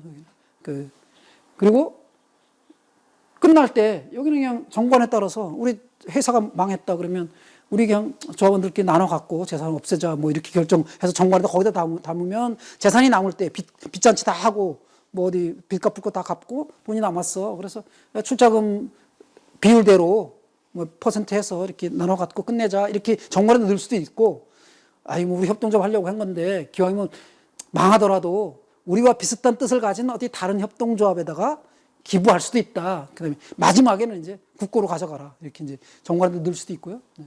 여기는 당연히 비영리법인 아니면 국고예요. 자기들이 못 나눠 갔습니다. 사회적 협동조합으로 가면 완전히 이제 물론 출자금은 나눠 가질 수 있어요. 출자금 자기가 낸 거. 예를 들어서 안성의료사업이 이제 망한다. 그래서 한다 그러면 저 10만 원 낸 거 받을 수 있죠. 물론 탈퇴할 때도 받을 수 있고, 탈퇴할 때도. 근데 탈퇴할 때, 그래서 그 얘기까지 해줘야 돼요. 탈퇴할 때 출자금을 퇴주는데 바로 받지는 못하고, 댕구리 이렇게 하다 보니까 탈퇴하는 분들에게 그 탈퇴 원서를 내요. 탈퇴 원서를 받고 바로 나눠주는 게 아니고, 그게 1월 달에 받으면 그 사람은 탈퇴를 1월 달에 했어. 그러면 1년 넘게 걸려요. 그거 돌려받으려면. 왜냐면 그 이듬해 총회가 그 회계 연도가 12월 달에 끝나니까 기본적으로 11달을 기다려야 되고 총회를 바로 안 해요. 12월 31일 날 총회 안 하거든요. 2달 안에 하게 돼 있거든요. 그러니까 2월 말일까지 총회 할 때까지 기다려야 돼. 그 다음에 총회 끝났어. 바로 안 줘, 돈을. 총회 끝나고 한 달을 공지를 해요. 총회 결과를. 그 기간 동안 이의 신청을 받습니다. 우리 총회 결과에 대해서. 이게 뭐냐면, 자, 우리가 아까 1,200만 원이라고 했죠, 댕구리가. 1,200만 원짜리 회사였어, 출자금이. 1,500만 원인데, 회사를 운영하다 보니까, 컨테이너 박스도 샀고, 냉장고도 샀고, 물건도 떼다 놓고, 이렇게 하다 보니까, 다 따져보니까, 자산이 줄었네? 1,200만 원이 안 돼. 그래서 퍼센트를 따져보니까, 그때 800만 원인가 이렇게 밖에 안 돼. 그래서 퍼센트를 따져보니까, 약간 첫 해에는 60%밖에 없었어요. 그래서 그때 탈퇴한 사람은 손해 많이 봤어요. 100만 원 낸 사람이 60만 원밖에 못 받는 거야. 그것도 1년 가까이 지나서 그 이듬해 한 3월쯤에. 그러니까 굉장히 손해 많이 보는 거죠. 그 이듬해 탈퇴하신 분들 나눠줄 때 그걸 똑같이 따져보니까 법적으로 따져보니까 70%. 약간 이제 장사가 된 거죠. 10% 그러니까 재산이 늘었어. 3년째 되니까 100%가 되더라고요. 그 이제 손해가 없이. 그래서 그때부터는 이제 탈퇴하면 100% 다 나눠주는데 그것도 하여간 그 이듬해 3월 정도에 들어가는 겁니다. 2월 달에 총회하고 한 달 공고기간 거친 뒤에 퇴줄 수가 있는 거니까. 마찬가지예요. 여기서도 협동조합 만들면 조합원들 탈퇴할 때 그거를 물론 이제 기업이 잘 되면 그냥 그런 거 안 따지고 우리 돈이 있으니까 그냥 탈퇴할 때 기분 좋게 그냥 딱 탈퇴할 때 바로 줄 수 있어. 그 돈이 있어 우리. 예, 그렇게 할 수도 있고요. 예. 이쪽에 관심 있나요? 둘 중에 어디에 관심이 있으신가요? 네, 여기 일반 협동조합에. 네. 네, 영리로. 그래서, 네. 잘 되시바라고. 영리 중에도 생산자 협동조합이라는 게 있고요. 생산자 협동조합, 농협 같은 사람들이 생산자 협동조합입니다. 농산물을 생산해서 이 사람들이 판매를 공동 판매하고 싶기도 하고 어떤 데는 공동 구매하고 싶은 사람들도 있고 그래서 그런 걸 조합을 만드는 거예요. 이건 생산자들이 중심이 된 협동조합이에요. 그래서 자재를 구매를 공동으로 한다든가 판매를 공동으로 한다든가 하는 그걸 위해서 만든 거고요. 그 다음에 소비자 협동조합 있죠. 아이쿠비 소비자 협동조합입니다. 소비자들이 사장을 뽑아요. 소비자들이 모여서. 우리 지금 아까 로치데일 같은 게 소비자 협동조합이죠. 영국의 로치데일. 소비자들이 모여서 우리가 제발 좀 이거 사장도 뽑고 하는 지점장 우리가 임명하는 거죠. 조합에서. 그래가지고 뭐 잘 안 되면 자르기도 하고 그건 이제 협동조합에서 하는 거니까. 그 사장을 그렇게 채용도 하고 해고도 시킬 수 있고 막 이런 거죠. 그 임기가 되면 또 다른 사람을 바꿀 수도 있고 발령을 내는 거예요. 이렇게. 그 협동조합이 그런 겁니다. 그런 소비자 협동조합이 소비자들이 주인인 병원을 냈잖아요. 의료 사업. 그럼 병원도 가능합니다. 그 다음에 큰 틀에서 직원 협동조합이 있어요. 이거는 쌍용에 많이 권하기도 하더라고요, 요즘에. 근데 그 쌍용 사람들은 본인들이 이제 어려워하고 있고 뭐냐면 회사가 문을 닫고 있어 막 이런 데서 망해가고 있고 뭐 막 그래. 그런데 노동자들이 노동조합이나 이런 데서 저걸 우리가 인수하자 그냥 이 회사. 그래서 여기서 이제 협동조합으로 전환하는 거죠. 협동조합으로. 그래서 직원들이 주인인 거예요. 그거 아까 얘기한 대로 CEO를 자기들이 뽑아 이제 그 조합원들이. 그래서 미국엔 이런 데가 많아. 이런 식으로 다 전환한 주식회사가 힘들 때 그거를 노동자들이 직접 직원들이 인수를 해서 이제 운영을 해요. 그런 기업들이 많이 있고요. 그런 협동조합 기업들이. 근데 쌍용 사람들한테 물어봤더니 쌍용에는 우리사주조합이 이런 게 있는 거예요. 그동안 우리사주조합이 있는데 그러니까 쌍용 주식을 산 거죠. 노동조합에서 막 조합원들이 막 샀어. 때로는 뭐다 성과금이나 이런 거를 주식으로 주기도 하고. 그래서 그걸 가지고 있는 주들이 있는데 우리사주조합장이 따로 있어. 노동조합위원장도 있죠. 노조위원장도 있고 우리사주조합장이 있어. 근데 우리사주조합이 잘했으면 노동조합이 굳이 안 나서도 여기 주주들의 의견을 모아서 회사와 협상하고 하는 일을 할 수도 있는데 여기 항상 어용 노릇을 했다는 거예요. 어용 노릇을. 여기 조합장은. 여기 직선으로 뽑아도 자꾸만 어용 노릇이 됐다고 얘기를 해요. 그래서 직원협동조합이라고 돼 있는 이거는 대안이 아닌 것 같다. 이런 얘기를 하는 사람들이 있어요. 근데 이제 직원협동조합으로 갈 수도 있고 그렇습니다. 고르는 거예요. 이거는 선택할 때. 정관이 약간 달라요. 정관의 조항이 표현 문구나 이런 것들이 좀 다르거든요. 그래서 여러분들이 출발할 때 기본적으로 생산자로 다 갈지 직원으로 갈지 소비자로 갈지는 소비자는 아닌 것 같아요. 여러분들은 직접 뭐 같아요? 여기서 어울리는 게 생산자. 네. 생산자로 가시고 그 직원으로 계셔도 직원 급여를 받고 그러는 분도 조합원으로 들어올 수 있고 뭐 그런 거죠. 아까 스페인의 신부님이 해서 만들었다는 몬드라곤 협동조합 같은 경우는 그게 대표적인 세계적으로 유명한 직원협동조합입니다. 거기는. 근데 생산자 협동조합은 농협 같은 거고요. 생산자 협동조합으로 가시면 그걸 정관을 나중에 만들 때 제가 좀 도와드리기도 할 때가 하겠지만 그런 거. 그 항목을 이제 택하는 거예요. 그다음에 다중이해 관계자는 이건 잘 권하지 않습니다. 왜냐하면 생산자들끼리만 모여도 소비자들끼리만 모여도 의견 조율하기가 힘든데 생산자도 있고 소비자도 있고 직원도 있고 막 그러면 그거 의견 조율하기가 너무 힘들다. 그래서 갈등 요소다 그거 자체가. 그래서 처음에 만들 때는 그냥 단일한 사람들만 모여서 같은 생각을 가지고 그런 사람들끼리 출발하는 게 좋다. 나중에는 거기서 직원을 막 조합원이 아닌 사람을 직원으로 쓸 수 있죠. 그래서 썼는데 그 사람 괜찮아. 이 사람 조합원으로 받아도 돼. 그러면 그 사람 직원 조합원으로 나머지는 다 생산자 조합원이지만 직원 조합원으로 받아서 다중이해 관계자가 될 수 있죠. 그건 나중 문제고 지금 당장 출발할 때는 같이 출발하는 게 같은 유형으로 다 출발하는 게 바람직하다. 이건 잘 권하지 않습니다.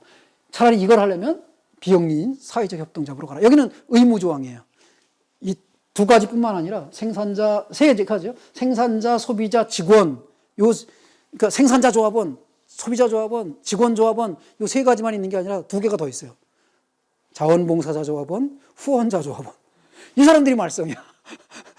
이분들은 자원봉사 하고 싶어 그냥 거기서. 그리고 그 후원하고 싶고. 그래서 댕구리에 이제 막 조합원으로 가입하신 분들이 많거든요. 이분들은 회의 때 안 오는 거야. 나는 자원봉사 하겠다고 했지. 언제 무슨 뭐 그런데 회의에 경영에 막 참여하고 무슨 예산 결산 들여다보고 감사 결과 보고서 뭐 싸우는데 막 관여하고 이러고 싶지 않아서 자원봉사 말 그대로 그냥 자원봉사 하고 싶고 거기 후원을 하고 싶은 것 뿐인데 자꾸만 총회 나오라 그러니까.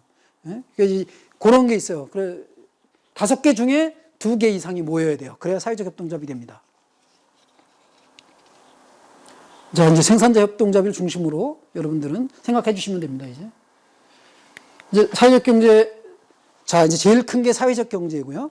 사회적 경제 혹은 사회적 경제 기업, 이렇게 하는 거고, 거기에 협동조합, 사회적 기업, 자활기업, 마을기업, 아까 얘기했던 이 4가지를 다 포괄하는 겁니다.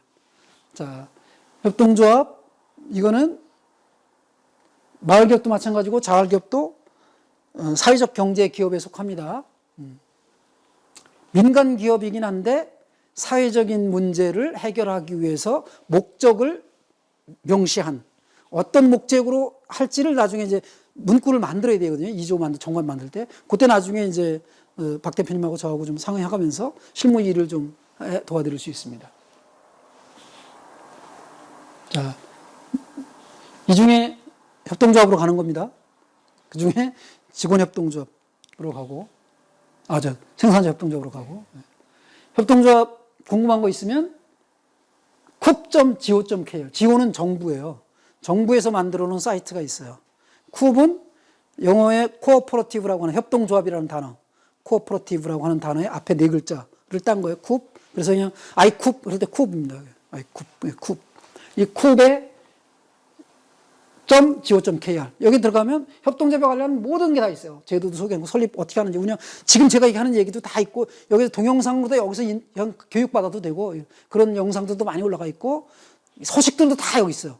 이제 그러니까 법이 바뀌어도 법 바뀌는 내용도 다 올라가고 여기 합니다. 그래서 이거 참조로 하시면 되고. 근데 이제 너무 복잡하니까 처음에는 저 같은 사람들의 이제 이렇게 조언을 받았다가 나중에는 혼자 독학하셔도 됩니다.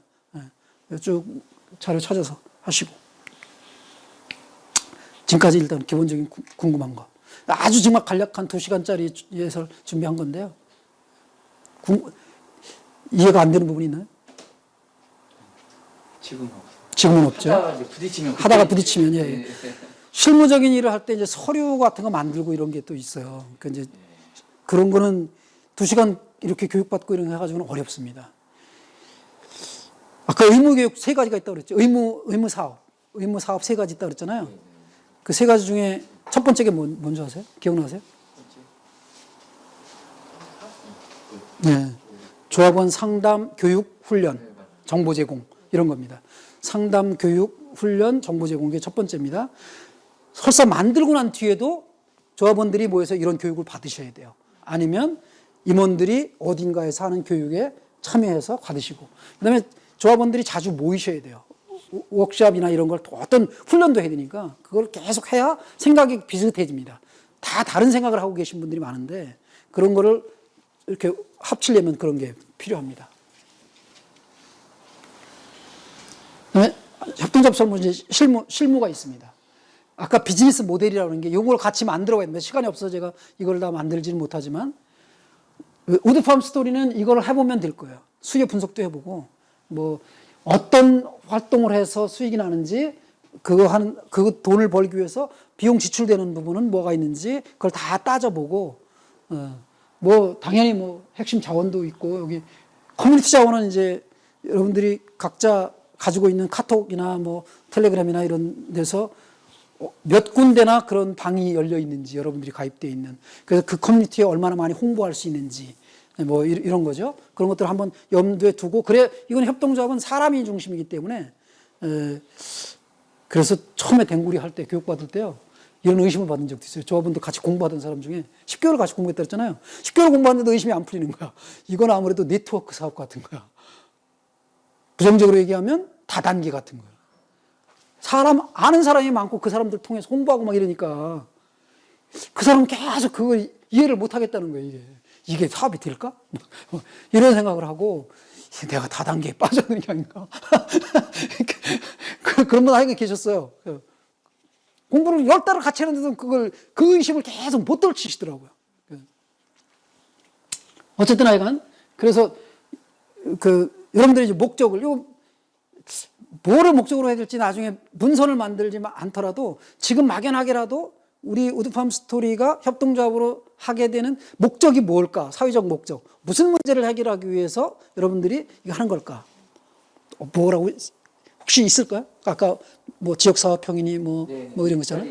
일자리 창출, 일자리 제공형으로. 예. 그러면 좋죠. 뭐 일자리 제공형. 그러니까 우리는 여기서 일자리를 제공하고 싶다. 예. 그런 거죠. 생산자들이 모여서 일자리를 제공하고 싶다. 그러니 수학 분석이라는 것도 해야 돼요. 나중에 이제 조합원 교육하고 그럴 때 원래회 때 댕구리가 가끔 이런 걸 하거든요. 원래회 같은 거 모여서 조합원들이 다 모입니다. 모여서 이런 걸 분석하는 거예요. SWOT인데요. SWOT.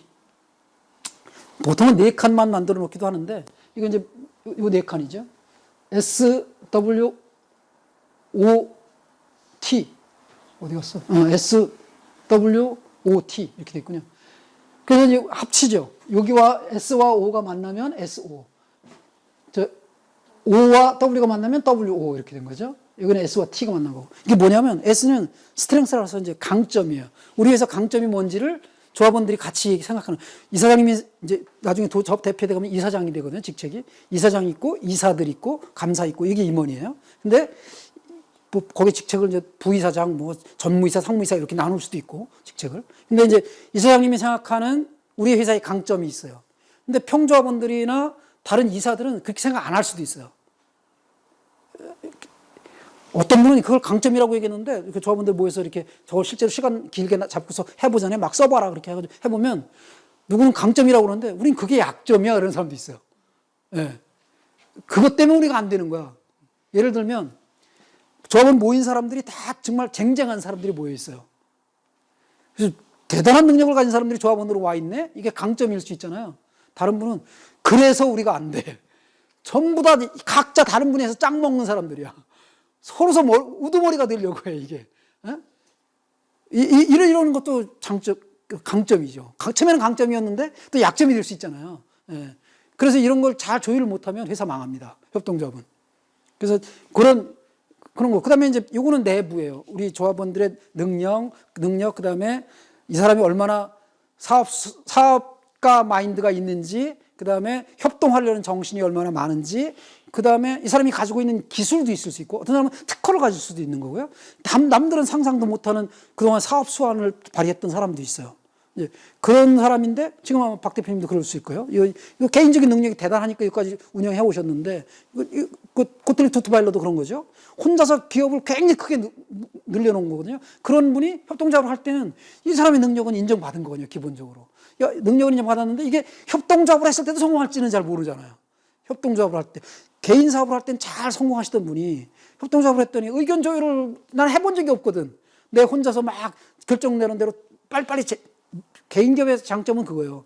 세상이 굉장히 빨리빨리 돌아가는데 그거에 빨리빨리 대처할 수 있잖아요. 자기는 판단만 하면 서면 투자할 수 있고 저쪽에 투자했다가 잘 안 돼. 그러면 그냥 거긴 돈 날린 거라 생각하고 그냥 없애버려. 이렇게 해서 이제 적자 낸 부분 손실 처리해. 이렇게 할 수도 있죠, 개인적으로. 근데 협동조합으로 딱 하다 보면 잘 된다고 해서 저기다 전망이 보인다고 투자하고 싶은데 조합원들이 반대하면 어려운 거예요. 그래서 어디 이제 투자한 데서 망하려고 그래. 그거 그냥 손실 처리하죠. 그걸 왜 손실 처리해? 그러면 손실 당신 책임져. 막 이런 식의 이제 조합원들의 내분이 생길 수도 있잖아요. 이거 조율하다가 내가 왜 개인 기업을 계속 할 걸 협동조합 해가지고 이 고생을 하나. 댕구리 만들 때 수녀님이 저한테 안성회 초대 장애인 부모회장 하신 분을 소개해 준 적이 있어요. 그분을 만났거든요. 되게 좋은 사람이에요. 근데 그분이 이제 쭉 같이 밥 먹으면서 책도 한 권 달라고 그래가지고 책도 주고 그분이 며칠 뒤에 호주 출장이 있다고 안성회 사업도 크게 하시고 그런 분이세요. 장애인 부모지만. 근데 이분이 호주 비행기 안에서 읽을 책 없었는데 잘 됐다 그래가지고 비행기 책 달라고 그래서 주셨어요. 갔다 오시더니 전화가 왔어요. 저는 협동조합 빠지려고.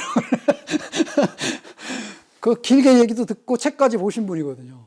근데 빠지겠대요. 그래서 아쉽더라고요. 그래서 왜 그러냐고 물어봤죠. 아쉬워서. 그랬더니 이러는 거예요. 자기는 협동조합하고는 안 맞는 것 같대. 그냥 개인 기업으로 지금처럼 하는 게 맞는 것 같아. 그냥 내가 결정해서 여기까지 쓰고, 장애인 부모회 만들 때도 내 돈 막 썼고, 그건 내 개인 기업이니까 여기서 돈 번 거 가지고 그냥 투자했다고 누가 뭐라고 하지 않고 문제 삼는 사람 없는데, 이거는 조합을 만들다 보니까 쭉 보니까 이거 다 공개해야 되고, 여기다 이 돈 써면 돼, 안 돼, 뭐, 증빙 자료 만들어야 되고, 막. 난 이런 거는 그냥 내가 계속 내 돈 써가면서 좋은 일 하는 게 낫지. 이거 이제 초창기 그 로버트 오원 선생님 같은 분이죠. 참 좋은 분이지만 협동하고는 안 맞을 수도 있는 거예요. 그래서 그런 것이 있습니다. 근데 요건 내부예요. 그런데 외부 것도 따져봐야 돼요. 우리 능력은 굉장히 뛰어난데 외부는 지금 IMF가 왔어. 뭐 서브프라임 모기지, 뭐 금융위기가 왔어. 무슨 코로나가 왔어. 이건 내가 우리 기업이 우리 개인의 능력으로 뚫고 나갈 수가 없는 거죠. 외부 상황 중에 두 가지로 나눠요. 오는 오퍼추니티라고 해서 기회예요. 야, 우리가 이렇게 잘해서가 아니라 바깥에 그냥 막 경기가 막 활성화됐어. 그냥 막 그래서 사람들이 돈 막 쓰고 다녀. 그래서 평상시 잘 안 팔던 우리 물건도 막 잘 팔려. 이렇게 되면 기업이 막 활성화되는 거죠. 그래서 그런 기회가 우리한테 올 수 있는데 그 기회를 잘 잡아야 되죠. 근데 우리 능력권 반대로 지금 바깥의 사회가 완전히 위협적인 분위기야. T자는 threat예요. 그래서 이거는 우리 기업한테 아주 악조건이야. 그래, 이건 헤쳐나가기 힘들어. 이럴 때 우리가 어떻게 하면 이 상황을 극복하고 넘어갈 건가. 이런 거 연구해야 돼, 조합원들이 모여서. 그거 같이 상의하고. 그래서 계속 막 써놓습니다. 주로 많이 이용하는 게 포스트잇이에요. 포스트잇 써가지고 각자 조합원들이 생각하는 거, 이건 위기야, 이거는 기회야, 이건 우리의 강점이야, 약점이야 해가지고 막 써붙인 거를 몇 명이 와서 발표하는, 개인적으로 얘기하는 게 아니라, 손 들고 막 얘기하는 게 아니라, 그러면 하는 사람만 하거든요, 되게. 조합원들이 많아도. 근데 그걸 써서 얘기하고 붙이고 하면 그 붙인 거에 대해서 대부분 제목만 봐도 알거든요. 짤막짤막하게. 그렇게 해서 이제 설명하게 하는 것. 그래서 전체 조합원의 의견을 끌어내고 그걸 조율해 나가고 하는 이런 과정을 거치는 겁니다. 그게 체질인 분들도 있죠. 이런 서류들을 만들어야 됩니다. 정관, 사업계획, 수입지출 예산서, 그런 설립신고서. 그러니까 기본적으로 이제 주사업으로는 이 우드스토리, 지금 우드팜 스토리가 지금 해오는 주사업을 요구를 하고, 그 다음에 기타 사업으로 의무사업 3개는 반드시 해야 된다 그랬잖아요. 그 3개 사업, 이렇게만 넣어도 되고요. 주사업으로 요거 말고 다른 거 뭐 하나 더 넣어도 되고. 예. 근데 나중에 사회적 기업으로 가려면 그냥 쌈박하게 그냥 누가 봐도 사업계획서만 봐도 알 수 있게 하나만 딱 해도 돼요. 우드팜 스토리. 예. 다른 거 넣어도 되고요. 예. 설립신고서. 이런 건 나중에 그냥 서류고 만드는 거니까 모여서 한번 다시 이런 거 검토해도 되고요. 정관 같은 거 만들 때는 같이 모이시는 게 좋아요. 예. 그 다음에 이건 실무적인 얘기입니다. 설립총회 공고 내야 되고, 한 8일을 기다려야 돼요. 그 공고한 날과 창립총회 하는 날 빼고 7일 넘어야 되니까. 그래서 한 달 전쯤 미리 공고하는 거죠. 우리 창립총회 언제 해? 예. 빨리 할 것 같으면 오늘 얘기하고서 오늘 공고 내도 돼요. 예. 오늘 공고 내서 8일쯤 뒤. 그래서 4월 며칠 날 우리 창립총회 한다. 공고 내고, 그 공고 낸 거 사진 찍고 뭐 이렇게 해서. 그 다음에 이제 총회를 하는 거죠. 총회 같은 거 할 때 저 같은 사람이 와서 도와줄 수도 있죠. 총회 반드시 하시는 게 좋고요. 하셔야 됩니다. 의사록 작성하고요. 그 다음에 이제 그 의사록 작성하면 법원 앞에 그 공증사무소가 있어요. 평택에 지금 법원 앞에 2개인가? 그렇게 있거든요. 그 중에 아무 데나 그냥 가셔서 3만 원 내고 우리 총회 의사록 이렇게 작성했습니다. 이거 공증해 주세요. 그러면 그거 한 장 가져가는 게 아니라 원부를 2부를 가져가서 해주면 공증사무소에 하나 놓고 하나는 법원에 갖다 제출하는 거죠. 그렇게 되면 그 의사록을 바탕으로 이제 등기가 납니다. 조금 기다려야 돼요. 공증은 바로 되고, 공증은 막 1시간도 안 걸려요. 그거 갖다 주고서 막 서류하면 바로 되고, 그 다음에 이제 그때 임원들 인감증명까지 다 떼서 인감증명 찍고 해서 서류를 만들어줘야 돼요. 그거 필요합니다. 그럼 법인 등기소에가 등기부 신청해가지고 그 며칠 지나면 연락을 해주면 참 좋은데 법원 참 불친절해요. 연락이 잘 안 와. 그럼 내가 가서 알아봐야 돼. 등기 나왔는지. 아니면 전화해서. 전화도 또 오라지게 안 받아요. 이 법원 등기과가. 어쨌든 하여간 통화가 되거나 아니면 가까우니까 그냥 법원 등기과에 가서 등기부등본 나왔는지 확인해 보면 됩니다. 그래서 그 자리에서 하나 떼가지고 이제 세무사무소에 가서 사업자 등록을 내달라고 신청합니다. 그러면 사업자 등록에 우리가 하는 사업이 쭉 뜨죠. 거기 이런 사업을 한다. 그래 그거에 있는 따라도 사업자 등록증을 그 자리에서 교부받습니다.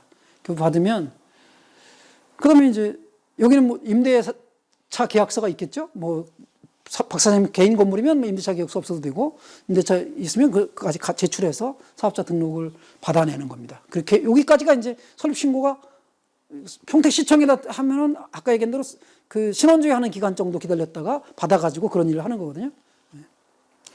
길게 걸려봐야 한 달 안에 다 끝나요, 이거.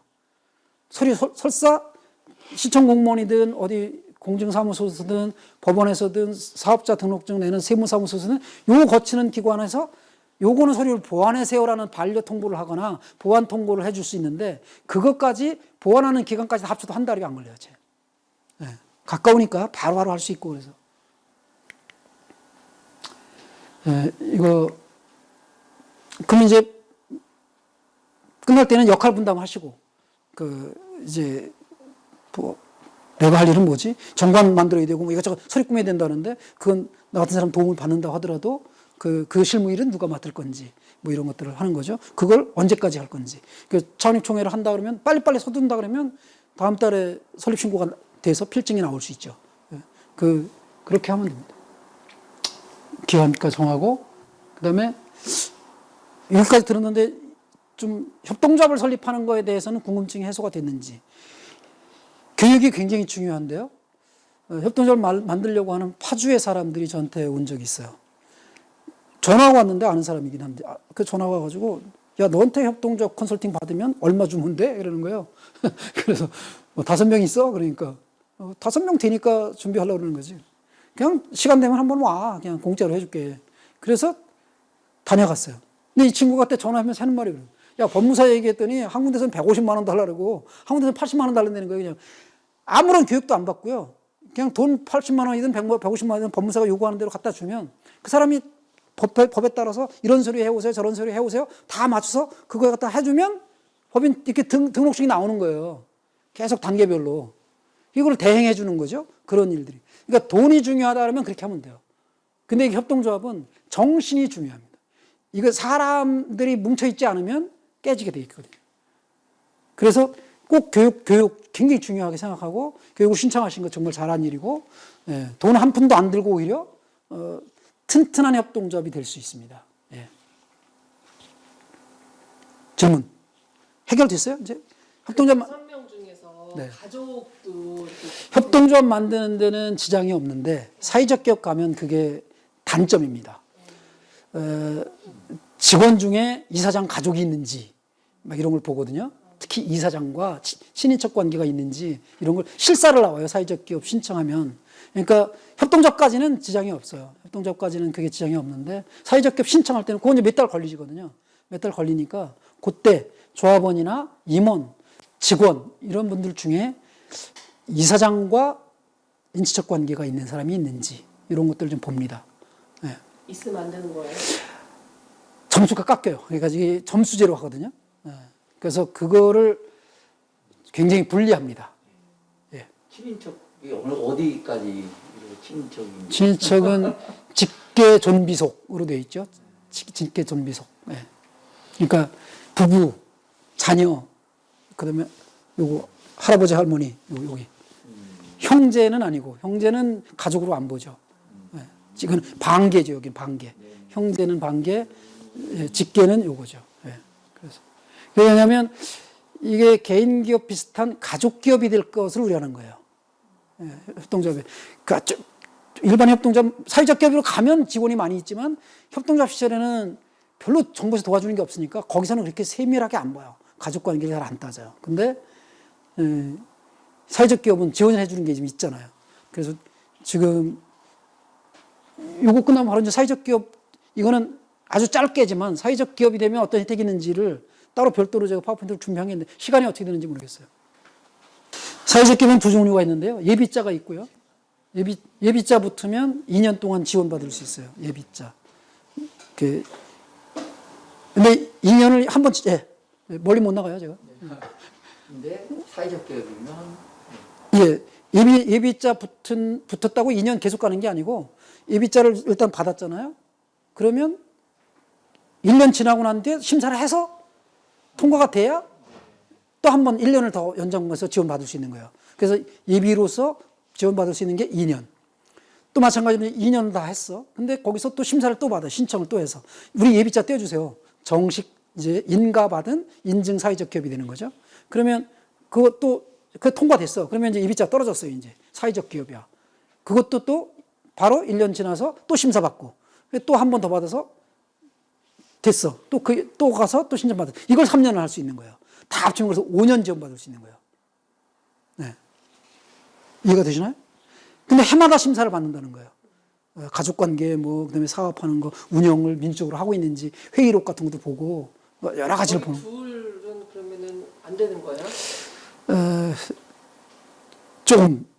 조금 어려워요. 그러니까 나중에 좀 보시면, 가족, 이걸, 실사 나올 때, 예. 사회적 기업의 개념.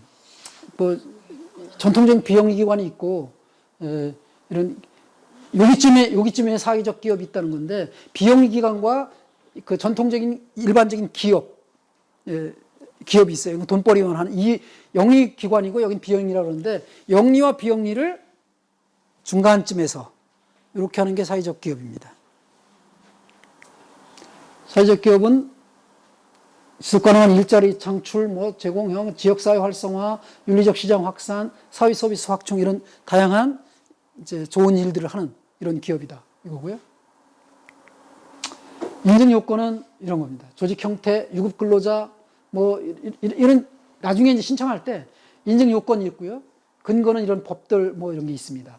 정관에 반드시 이런 게 들어가야 된다. 뭐 이해관계자가 참여하는 의사결정을 해야 된다. 막 이런 게 있는 거예요. 네.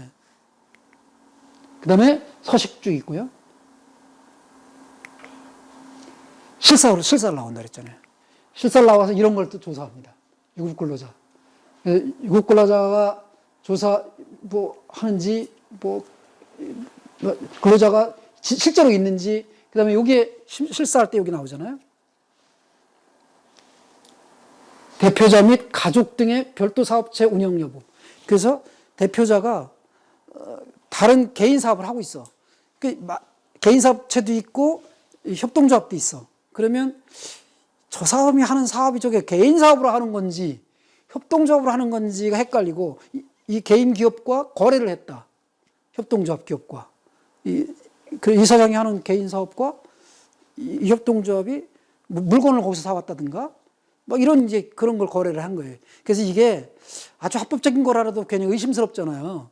좀 비싸게 주고 사온 거 아닌가라는 그런 것도 있고 그래서 이런 걸 실사를 하는 거예요. 그거 자체가 위법이라기보다 그래서 점수가 이제 깎일 수가 있어요. 그래서 가능하면 개인 사업을 하시던 분들이 협동조합 전환할 때는 개인 사업을 폐업 신고를 합니다. 이런 것들을 그 점수를 따기 위해서 사회적 기업으로 인증받기 위해서. 예. 하여간 그런 이런 영업 수입과 뭐 이런 거 쭉 있는 거예요. 이렇게 실제로 수입이 나는지 그다음에 실제로 수입이 잘 안 나서 직원 급여를 줄 돈이 없는 기업일 수 있어요. 그렇다고 그것 때문에는 안 되는 건 아니에요. 50% 직원을 100만 원 주는데 한 달에 버는 돈은 50만 원밖에 안 된다. 50만 원 적자다. 그러니 우리는 뜻은 좋으니까 지금 사업 수완이 부족하던 홍보가 될 땐 그래서 수입은 적지만 우리 사회적 기업으로 인증해 주세요. 서류를 신청할 수 있는데 그렇다고 해서 이건 돈도 못 벌면서 이건 아니에요. 돈은 못 버는 거는 50%만 넘게 벌으면 되는 거예요. 네. 대표적 경력, 활동, 지역사회 평판 이런 걸 다 봅니다.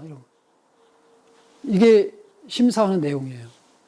그 대표자가 굉장히 중요합니다. 대표자가. 그 다음에 이제 실제로 예예요. 이런 거를 써놓는 거예요. 뭐 대표자 이름, 뭐 소재지, 뭐 이런 거 사회목적 실현하는 여기 일자리 제공형, 뭐 의사결정구조는 이사회 총회 이런 거 있죠. 뭐 근로자 고용한 지 얼마나 됐는지, 몇 명 고용하고 있는지, 급여 준 내용이 얼마나 되는지 이런 거 이걸 쭉 찾아오는 겁니다. 써놓고 실사 나오는 겁니다. 지정 절차는 순서니까 정부에서 하는 두 가지예요. 각 정부 중앙 부처형이 있고 지역형이라고 해가지고 평택시나 경기도에서 주는 그 예비 사회적 기업 이런 게 있어요. 그 중앙 부처형인지 지역형인지 이걸 선택하셔야 되고, 그러면 이제 공고가 나면 미리 알려드릴 수는 있어요. 근데 공고도 계속 보셔야 돼. 사회적 기업 인증 절차 거의 비슷합니다. 예비 사회적 기업 인증할 때나 사회적 기업 신청서 처리 절차, 이러이러한 절차를 거쳐서 나중에 통보 오는 것까지. 이거 그냥 형식 절차니까 서류 꾸며서 갖다 주고 그다음부터 기다리면 되는 거죠. 거기서 이제 막 돌아다니다가 나한테 통보가 오는 거죠. 지원제도. 경영 지원합니다. 때로는 예비 사회적 기업일 때는 연 1,000만 원 내에서 이제 전체적으로 5천만 원까지 지원받을 수가 있어요. 그리고 표준형, 자율형, 뭐 액수가 따르고, 그 다음에 자부담이라는 게 있어요. 여기서 지원할 때는 공짜로 내주는 게 아니라 1,000만 원을 내준다? 그러면 내가 100만 원을 내. 그래서 자부담 100만 원을 해서 합치면 총 사업비가 1,100만 원이 되는 거죠.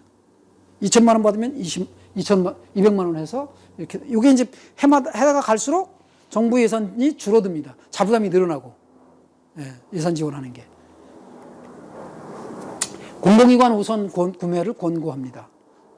의무사항은 아니지만 권고하게 돼 있어요. 그래서 평택시에 시청 현관에다가 놓고 팔 수도 있고, 때로는 구매해 줄 수도 있고, 뭐 시장이나 청와대에서 대통령 같은 경우에 선물을 보내잖아요. 시장은 못 보내든가? 대통령은 선물이 왔더라고요. 보내기도 하고. 청와대 수석이 아는 사람인데 그 사람이 저한테 보냈어요. 선물을. 추석 때인가? 그런데 설 때는 또 문재인 대통령 제가 모르거든요. 그쪽 당원도 아니고. 근데 그 대통령한테 왔어요. 그러니까 이거는 불법은 아닌가 봐요. 근데 시장님은 보낼 수 있는지 모르겠어요. 근데 공공구매를 하잖아요. 그 공공구매할 때 시장이 개인적으로 산다든가 할 때도 권고하게 돼 있고 실제로 많이 하게 돼 있어요. 이걸 사회적 기업이 되면 이런 혜택을 봅니다. 그다음에 시설비도 받을 수 있어요. 예비자 때는 안 되고 인증을 받는데 예비자 떨어진 뒤부터 받을 수 있고요. 미수금융이라고 해서 이제 아주 소규모 기업들 이럴 때는 이제 예비 사회적 기업도 받을 수 있고요. 그다음에 세제 지원. 3년 동안은 이런 법인세, 소득세, 개인지방소득세 100% 감면. 그 뒤로 2년은 50%는 감면. 뭐 이런 세제 혜택이 있죠. 세금 때문에 사업을 못하는 경우는 거의 없지만 그래도 이런 혜택이 주어집니다. 재산세도 감면, 그다음에 의료, 보건, 교육, 용역에 대해서 부가가치세 면제해주고 이런 건 뭐 작은 혜택이지만 세제 지원이 있습니다. 사회보험료, 직원들이 있을 때 건강보험, 4대 보험 들죠. 그거를 4년간 지원해줍니다. 일부를 50명까지 직원이 50명이면 다 지원받을 수 있습니다. 그다음에 이제 재정이나 전문 인력을 채용할 수 있습니다. 월급을 250만 원 정도 받는 직원 하나 뽑고 그 급여를 지원받는 거죠. 전문 인력을. 그 이제 약간씩 자부담률이 높아집니다. 3차년도 가면 50%의 자부담을. 그래서 1,000만 원을 지원받으면 500만 원을 자부담을 하는 거죠. 이런, 그다음에 일자리 창출 지원이라고 그래가지고 유기사회적 기업은 1년차 때는 70%를 대주고 2년차 때는 60% 이렇게 줄어듭니다. 사회적 기업 1년차 때는 60% 해주다가 2년차 때는 50%, 3년차부터는 30% 이렇게 3년 이렇게 최대 인원을 50명까지 지원해 주십니다. 지원 기간은 합쳐서 5년. 예비와 인증 사회적 기업. 사업 개발비도 지원받을 수 있습니다. 그것은 지원 한도가 연간 1억 원까지 사업 개발하는데 지원을 받을 수 있습니다. 그리고 이제 최대 3억 원까지, 그러니까 3번 받을 수 있는 거죠. 지원 회차에 따라서 자부담률은 3번 받았어요. 그러면 1회차, 2회차, 3회차에서 1회차 지원 받을 때는 10%, 2회차 때는 20% 이렇게 늘어나는 거죠. 모태펀드라고 해서 협동조합이나 이런 데를 지원해주기 위해서 미소금융이 아니라 펀드를 하나 만들어요. 정부에서 주도해가지고. 그 펀드에서 지원받을 수 있습니다. 투자하는 거죠. 출자를 여기다가, 이 기업에다가. 그런 걸 받을 수가 있습니다. 이런 걸 전체를 다루는 홈페이지가 아까 협동조합하고 달리 사회적 기업을 다루는 홈페이지가 있습니다.